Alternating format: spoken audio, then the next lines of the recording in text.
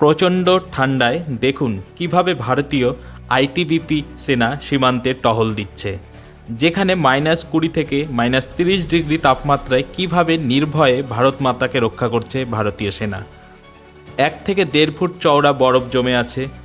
ভূপৃষ্ঠ থেকে 8,000 ফুট থেকে 19,000 ফুট উচ্চতায় বরফের মধ্যে ভারতীয় সেনা নিয়োজিত আছে দেশের সেবায়। এটাই ভারতীয়দের গর্ব।